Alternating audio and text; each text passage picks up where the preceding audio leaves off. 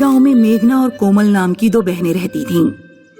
एक तरफ जहां मेघना गोरी और खूबसूरत थी, वहीं दूसरी तरफ कोमल काली थी। उसके होठ चौड़े और नाक चपटी थी, इसलिए लोग कोमल को काली बंदरिया कहकर चिढ़ाते थे। मेघना, कोमल को देखो, पिताजी आज मिठाई लेकर आए हैं, आकर मिठाई खा लो। कोमल, तुम कौन सा पीस खाओगी? ये भी कोई पूछने वाली बात है? काली बंदरिया काला पीस ही खाएगी। देखो माँ, मेघना कैसे बदतमीजी कर रही है। मेघना, अपनी बहन के बारे में ऐसे नहीं बोलते। घर में ही तुम उसका मजाक बनाओगी तो बाहर वालों को भी मौका मिलेगा। बाहर भी लोग कोमल का मजाक उड़ाने का कोई मौका नहीं छोड़ते थे। एक बार कोमल बंदरों को केले खिला रही थी तो सीमा और चिंटू वहाँ आ गए। अरे देखो देखो, काली बंदरिया बंदरों को केला खिला रही है। इसे कहते हैं अपने जैसे लोगों के प्रति सहानुभूति रखना। ये जानवर तुम जैसे इंसानों से तो अच्छे ही हैं, कम से कम किसी का दिल तो नहीं दुखाते। ठीक है, तो इन्हीं के झुंड में शामिल हो जाओ और परिवार भी इन्हीं के साथ बसा लेना।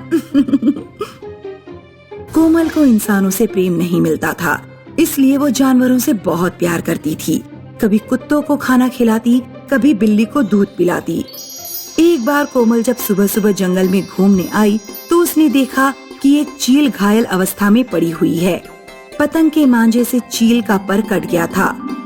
कोमल चील को घर लेकर गई।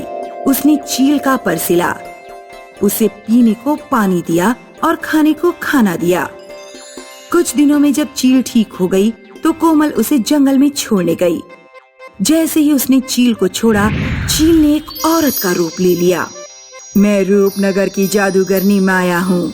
मैं चील का रूप धारण करके आसमान में घूम रही थी, तभी एक पतंग के मांझे से घायल होकर गिर पड़ी।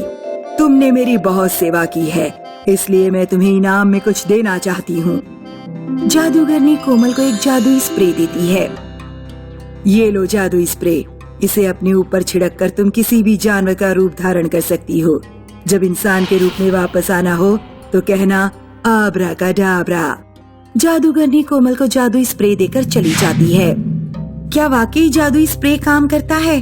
कोमल अपने ऊपर जादुई स्प्रे छिड़क कर कहती है, मैं एक सुंदर मोरनी बन जाऊं। ये स्प्रे मेरे ऊपर काम कर रहा है तो दूसरों के ऊपर भी काम करेगा। गांव में जिन लोगों ने भी मेरा मजाक बनाया है, मैं उन्हें मजा चखाऊंगी। कोमल जादुई स्प्रे को लेकर गांव गई। उसने देखा कि सीमा बहुत सज धज कर अपने होने वाले पति से मिलने जा रही है। कोमल उसके पीछे लग गई। सीमा पार्क में बैठकर अपने होने वाले पति से बातें कर रही थी। अगले महीने हम दोनों शादीशुदा होंगे। मैं करवा चौथ का व्रत भी रखूंगी। मैं कितनी सुंदर लड़की से शादी कर रहा हूँ। पूरे गांव में तुम्हारे जैसा सुंदर कोई भी नहीं है। कोमल झाड़ियों में से छिपकर सीमा के ऊपर जादुई स्प्रे डालती है और उसे भैंस बना देती है। अरे, ये भैंस कहाँ से आ गई? मैं सीमा हूँ, तुम मुझसे शादी करने वाले हो।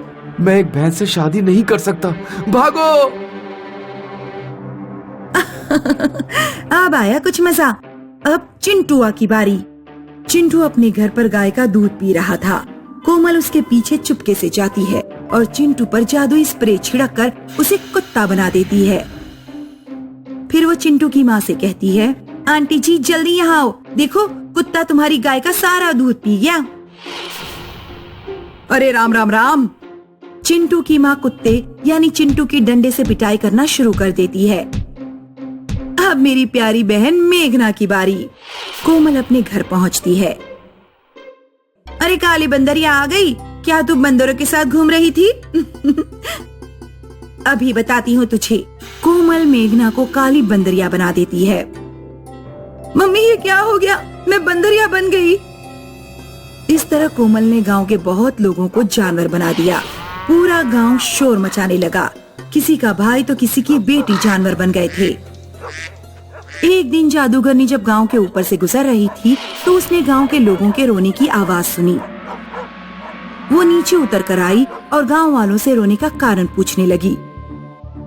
कोमल ने बहुत सारे लोगों को जानवर बना दिया है। वो बता ही नहीं रही कि जो लोग जानवर बन गए हैं वो इंसान कैसे बने। जादूगरनी कोमल के पास जाकर कहती है, सुनो, मैंने तुम्हें जादुई स्प्रे दूसरों को परेशान करने के लिए नहीं दिया था। मैं जानती हूँ, लेकिन गांव वाले मेरा मजाक उड़ाते हैं तो मैं क्या करूँ? क्या कभी गांव वालों ने सोचा है कि मुझे कितना बुरा लगता है जब कोई मुझे काली बंदरिया कहता है? जादूगरनी गांव वालों से कहती है, सुनो गांव वालों, जितने भी लोग जानवर बने हैं मैं उन्हें वापस इंसान बना दूंगी, लेकिन शर्त ये है कि आज के बाद कोई भी कोमल का मजाक नहीं उड़ाएगा। गांव वाले जादूगरनी से वादा करते हैं कि वो अब कोमल पर कभी नहीं हंसेंगे। जादूगरनी सभी जानवरों को दोबारा इंसान बना देती हैं और गांव से चली जाती है। सुरभि के माता पिता की बचपन में ही मृत्यु हो जाने के कारण सुरभि के चाचा चाची को उसे पालना पड़ा। सुरभि की चाची सुरभि को अपने ऊपर बोझ मानती थी। एक तो हमारे घर भी लड़की हुई, ऊपर से तुम्हारे भाई अपनी लड़की हमारे ऊपर छोड़कर चले गए। तुम्हारा काम धंधा तो वैसे भी ठीक नहीं चलता। अब हम दो लड़कियों की शादी कैसे करेंगे? समय आने पर सभी लड़कियों की शादी हो जाती। कल मैं सुरभि और दीपिका दोनों के लिए लड़का ढूंढने जाऊंगा। सुरभि के लिए कोई गरीब घर का लड़का ढूंढना और हमारी बेटी दीपिका के लिए कोई अमीर घर का अच्छा लड़का। समझ गए? दीपिका पूरे दिन पड़ी पड़ी सोती रहती, सोकर उठती तो खाती और रोजाना नई नई डिमांड करती। माँ, मुझे अपने लिए लिपस्टिक, पाउडर, चप्पलें और भी ढेर सारा सामान लाना है। 5,000 रुपए दो ना। दूसरी तरफ सुरभि घर का सारा काम करती और कोई भी डिमांड नहीं करती। चाची जी, कपड़े प्रेस हो गए और खाना भी बन गया है, खा लीजिए। दीपिका, तुम भी खाना खा लो। मैं अभी बाहर से आई हूँ, मेरे पैर गंदे हो गए हैं, पानी लाकर मेरे पैर धो दे। मैं अभी तुम्हारे पैर नहीं धो सकती क्योंकि मैं खाना परोसने जा रही हूँ। क्या क्या कहा? तू मेरे पैर नहीं धो सकती? अभी लाते मार मार कर तेरा मुंह सुजा दूंगी। तभी सुरभि के चाचा वहाँ आ जाते हैं। दीपिका, अपनी बहन से इस तरह बात करते हैं क्या? तुमने यही तमीज सीखी है? आप क्यों उसे डांट रहे हैं? उसने क्या असलियत में लात मार दी? सुरभि, जा चाचा के लिए पानी लेकर आ और उसके बाद अलमारी में रखे पुराने कपड़े भी प्रेस कर देना। सुरभि चली जाती है तो चाची चाचा से कहती है, कोई लड़का मिला या नहीं? हाँ, 2 लड़के मिले हैं। एक अमीर घर का है और दूसरा बहुत गरीब। चाची और चाचा अपनी बेटी दीपिका की शादी अमीर घर के लड़के से कर देते हैं और सुरभि की शादी गरीब लड़के से हो जाती है। सुरभि का पति दिहाड़ी मजदूर था। जिस दिन उसे काम नहीं मिलता उस दिन उनके घर चूल्हा भी नहीं जल पाता। लगता है मुझे भी काम करना चाहिए। अगर हम दोनों काम करेंगे तो शायद हमारे घर का खर्चा आसानी से चल जाए। लेकिन तुम क्या काम करोगी? मैं कपड़े प्रेस करूंगी। चाची भी मुझसे कपड़े प्रेस करवाती थी। सुरभि ने कबाड़ी वाले से एक पुरानी प्रेस खरीदी और कपड़े प्रेस करने शुरू कर दिए। वह गांव के बड़े घरों से कपड़े लाती, उन्हें प्रेस करती और वापस घर पहुंचा कर आती।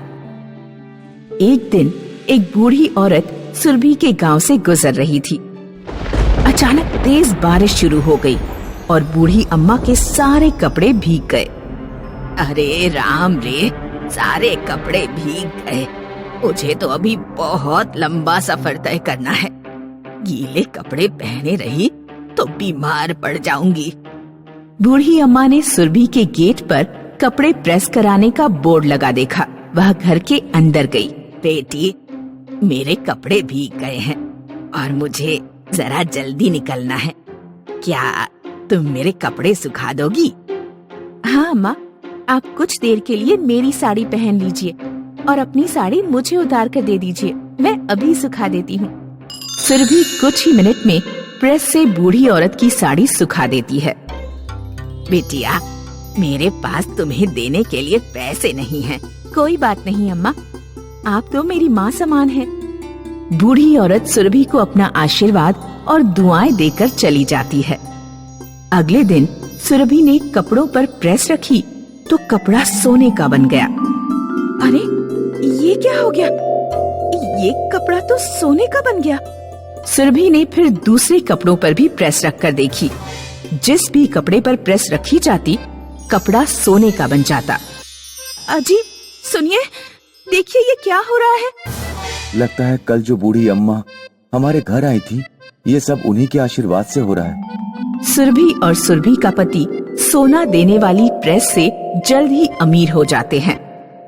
उधर सुरभि के चाचा का बिजनेस में बहुत बड़ा नुकसान हो जाता है। उनका घर नीलाम होने वाला था। चाचा जब अपनी सगी बेटी दीपिका के घर से मदद मांगने जाते हैं तो दीपिका के पति ने मदद करने से इनकार कर दिया।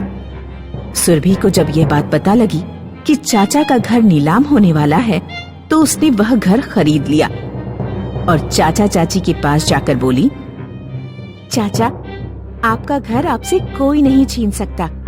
ये लीजिए आपके घर की चाबी। दीपिका और उसके पति ने हमारी कोई मदद नहीं की और सुरभि, तुमने हमें हमारा घर वापस दिलाया। हमने तुम्हारे साथ इतना बुरा व्यवहार किया था, फिर भी तुमने अपने अच्छे व्यवहार को नहीं छोड़ा। हमें माफ कर देना बेटा। माफी मांगने की जरूरत नहीं है चाची। मैंने आप दोनों को ही अपना माता पिता माना, इसलिए मुसीबत के समय मैं आपकी मदद नहीं करूंगी तो कौन करेगा। चाची सुरभि को अपनी असली बेटी से भी ज्यादा प्यार करने लगी और इस तरह वे लोग खुशहाल जीवन बिताने लगे।